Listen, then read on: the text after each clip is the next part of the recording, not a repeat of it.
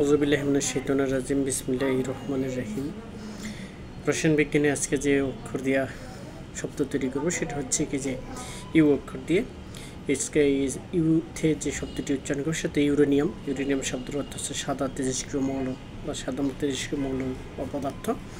তারপরে হচ্ছে ইউতে যে শব্দটি ইউজ করব সেটা হচ্ছে কি যে এতে ইউজ শব্দের অর্থ হচ্ছে ব্যবহার। বিজ্ঞানে কিছু পার্শ্ব প্রতিক্রিয়ামূলক ব্যবহার আছে বা ক্ষতিকারক ব্যবহার আছে, সেগুলো বিষয়ে আমরা আলোকপাত করব আজকে ইউ থেকে ইউজ শব্দ দিয়ে। তো তারপরে আজকে আমরা যেটা আলোচনা করতে চাই যে ছোট্ট একটা টপিক্সের পর থেকে হচ্ছে আলোচনা করে দুটা কোশ্চেন তৈরি করা, আর শব্দের অর্থগুলো 3 থেকে 5 বছর, আর ওইটা হচ্ছে 5 থেকে 8 বছর বাচ্চা। দেখে কী লিখছি আজকে ইনশাল্লাহ দেখা যাক।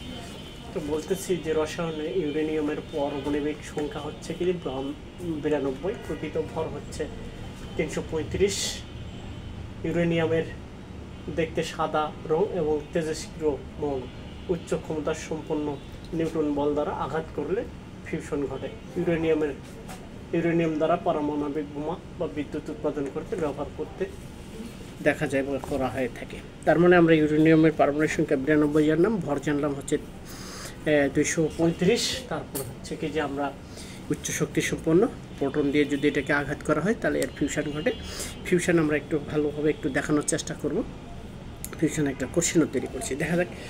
তারপরে আমরা লিখব হচ্ছে বিশ্বের পরিবেশ ও ভারসাম্য রক্ষা করতে তেজস্ক্রিয় মৌলের ব্যবহার কম করতে হবে।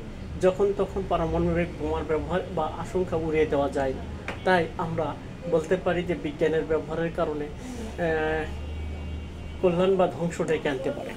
বিজ্ঞানের অপব্যবহারের কারণে কল্যাণ বা ধ্বংস ডেকে আনতে পারে। পরিবেশের ডাইভার্সিটি অর্থাৎ পুরো জগৎটাকে নষ্ট করে দিতে পারে এমন অবস্থা। তো আমরা এখানে আলোচনা চালাচ্ছি যে যাতে আমাদের পরিবেশের ভারসাম্যগুলো রক্ষা রেখে বিজ্ঞানের ব্যবহারটা সঠিক যাত্রায় যেন অগ্রযাত্রা শুরু করে, এটাই আমরা এখানে বলার চেষ্টা চালাচ্ছি। তো বিজ্ঞানের অপব্যবহার আমরা যাতে না করি। বিজ্ঞানের অপব্যবহার বলতে অনেক দিক আছে। বিজ্ঞান থেকেই সব কিছুর উৎপত্তি হয়। মানসিক উৎপত্তির যে ঘটনা ঘটছে আমরা জানি আল্লাহ পাকের রহমতে, এবং প্রত্যেক মানুষকে সুন্দর জ্ঞানের অধিকারী করেছে। এই সুন্দর জ্ঞান থেকে রিসার্চ করে মানুষ বিজ্ঞানের ডেভেলপ করেছে। তো তারপরে আজকে আমরা যেটা বলতে চাই সেটা দেখে কি বলছি যে ফিউশন কি। আমরা বলছি এখানে ফিউশন যদি উচ্চ শক্তি সম্পন্ন কোনো তাপ দিয়ে সেখানে যে কোনো মেটালকে যদি গলিয়ে সলিড থেকে অর্থাৎ কঠিন পদার্থ থেকে যদি তরলে রূপান্তর করে সেই তরলটা যদি নিজ দিকে ক্রিয়া করে যে কোনো স্থানে যদি ফেলে দিতে পারে, পড়ার সাথে সাথে সেখান থেকে একাধিক ফিউশন ঘটে বা স্প্লঙ্গিগুলো ঘটে। এই স্প্লঙ্গিটাই হচ্ছে কি যে আমরা এখানে ফিউশনের উৎপত্তি হিসেবে ব্যবহার করতেছি। তো আমরা একটা ছবি ছোট আকারে দেওয়ার চেষ্টা করি। তারপর তো বিজ্ঞানের সঠিক ব্যবহার আর বলতে কি বুঝি। বিজ্ঞানের সঠিক ব্যবহার বলতে হবে আমরা এমন মাত্রার বা সঠিক মাত্রা সব কিছু ব্যবহার করবো, বা তো অতিরঞ্জিত বিজ্ঞানের কোনো কিছু ব্যবহার করবো না। তাহলে এই ধরনের একটা ব্যবহারকে আমরা সঠিক মাত্রা ব্যবহার করছি। তো সঠিক মাত্রার ব্যবহার বলতে আমরা স্ট্যান্ডার্ডাইজেশন আদর্শ ব্যবহার আছে বিজ্ঞানে, সেটা অ্যাসিড বলেন, সেটা বিভিন্ন যুদ্ধাস্ত্র বলেন বা বিভিন্ন সরঞ্জাম বলেন, যেটাই বলেন সেটার একটা নির্দিষ্ট স্ট্যান্ডার্ড লেভেল আছে। সেই লেভেলের অতিরিক্ত আমরা না করাটাই বিজ্ঞানের জন্য ভালো, বা মানুষের জন্য ভালো, পরিবেশের জন্য ভালো, এবং পৃথিবীর বায়ুমণ্ডলের জন্য ভালো, সব কিছুতেই ভালো। তো আমরা সেই সেক্টরগুলো যদি আমরা সজাগ থাকি তাহলে আমরা বিজ্ঞানের যে কল্যাণ সেটাকে পাবো, আর অকল্যাণটাকে আমরা এড়িয়ে চলবো ইনশাল্লাহ। তারপর আমরা দেখতে পাচ্ছি যে আমরা একটা যে কোনো জিনিসদের তাপ দিচ্ছি, যে কোনো একটা মেটালকে তাপ দিচ্ছি, তারপর ছোট ছোট ছোট ছোট করে এই জায়গা যখনই এই মাটিতে স্পর্শ করলে এরকম ছড়াই ছিটে পড়বে। এই ছড়াই ছিটে পড়াটার নামটাই আমরা এখানে বলতেছি যে ফিউশন।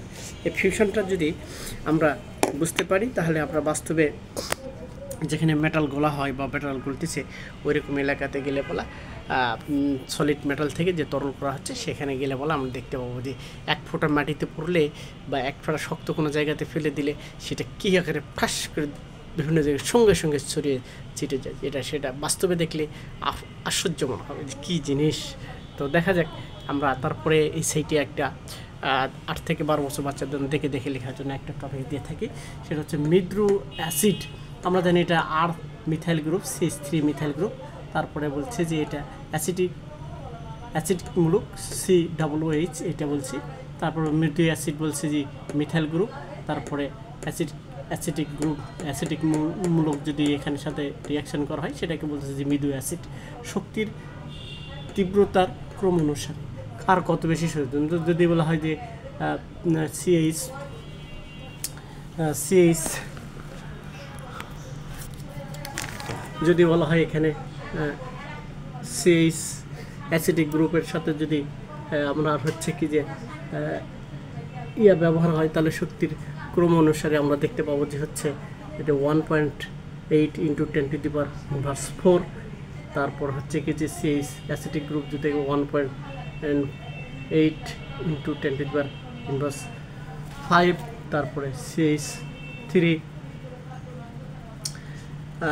মিথেন অ্যাসিটিন যদি হলো 1.4 × 10⁻⁵। তারপরে বলছে যে শক্তির তীব্রতা অনুসারে এটাকে সাজানো হইতেছে। তারপর দেখা যাচ্ছে যে ক্লোরো ইথানয়িক অ্যাসিডের প্রায় 80 গুণ অধিক শক্তিশালী হয়ে থাকে। বলছি 80 গুণ অধিক শক্তিশালী হয়ে থাকে। তারপর বলতেছি এটা হচ্ছে কি যে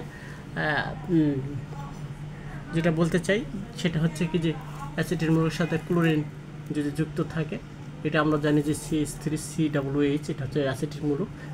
ইথেনের সাথে যদি লাগে এই জন্য বলছে যে হচ্ছে ইথানয়িক অ্যাসিড। এই জন্য এখানে বলা হচ্ছে যে ক্লোরো ইথেনাইক অ্যাসিড। এই যে ক্লোরিন যুক্ত আছে এই কারণে ক্লোরো অ্যাসিড ইথানয়িক অ্যাসিড অত্যন্ত শক্তিশালী। কত শক্তিশালী? 80 গুণ শক্তিশালী অন্যান্য অ্যাসিডের চাইতে। তারপর বলতে যে অম্লত্ব মানেই আমরা জানি অ্যাসিড, অম্লত্ব হচ্ছে অ্যাসিডের বাংলা। তো এখানে বলে CH3 অ্যাসিটিন মূলক, COOH এটা হচ্ছে অ্যাসিটিন মূলক, মিথাইন অ্যাসিড এর সাথে। তারপরে ক্রমতা অনুসারে এই দিক থেকে যদি সাজায় তাহলে সবচেয়ে বেশি তারপরে তারপরে তারপরে তাহলে এইভাবে যদি আমরা সাজিয়ে দেখি তাহলে অ্যাসিডের যে আমরা ব্যবহারগুলো দেখতে পাচ্ছি সেটা হলো যে ক্রম অনুসারে এগুলোর যে ব্যবহারের কথা বলা হচ্ছে, ব্যবহার যদি সমাজে ব্যাপকতা ছড়িয়ে পড়ে, বিভিন্ন ঔষধ বিভিন্ন প্রয়োজনীয় জিনিসপত্র তৈরি করতে যদি আমরা এগুলো ব্যবহার করি সেটা যেন স্ট্যান্ডার্ড লেভেলের বাইরে না হয়। যেমন ধরেন শিশু খাদ্য স্ট্যান্ডার্ড লেভেলের বেড়ে গেলে শিশু তো বোঝে না, কথা বলতেই পারে না, তার বাড়লে তার কী ক্ষতি হবে, কমলে কী ক্ষতি হবে এটা আমরা জানি না। কারণ শিশুদের ক্ষেত্রে এইসবের ব্যবহার যতটুকু পরিমাণে আছে এটা অত্যন্ত সতর্কতার সাথে করতে হবে। আর যদি ঝুঁকি বেড়ে যায় বা কমে যায় তাহলে কিন্তু আমাদের শিশুদের পার্শ্ব প্রতিক্রিয়া দেখা দেবে, শুধু এখানে না গোটা বিশ্বের মধ্যে এই জিনিসগুলো। সুতরাং যে কোনো বিজ্ঞানের ব্যবহার স্ট্যান্ডার্ড লেভেলের বাইরে না যাওয়াটাই ভালো, তাতে আমাদের পরিবেশ, মানুষ, নিজেদের এবং ভারসাম্য নষ্ট হয়ে যাবে সব কিছু। তো দেখা যাক আল্লাহ পাক সকলের মেধাকে বেরিয়ে দিক, বিজ্ঞানের ডেভেলপ হোক। আমি এই দোয়া করি সকলেই যেন বিজ্ঞানগুলো বোঝে। একটা মানুষ বিজ্ঞান বুঝলে তার পরিবর্তন, তার ফ্যামিলির পরিবর্তন, তার এলাকার পরিবর্তন, প্রত্যেকটা জিনিসের পরিবর্তন আনা সম্ভব, যেটা হচ্ছে বিজ্ঞান সাইড ভালো বুঝলে। এখান থেকে আল্লাহ যদি তাকে ভালো মেধা দেয় তো সে আরও অ্যাগ্রেসিভ হবে। ইনশাল্লাহ আজ এ পর্যন্তই। খোদা হাফেজ, দেখা হবে পরবর্তী আবারও ইনশাল্লাহ।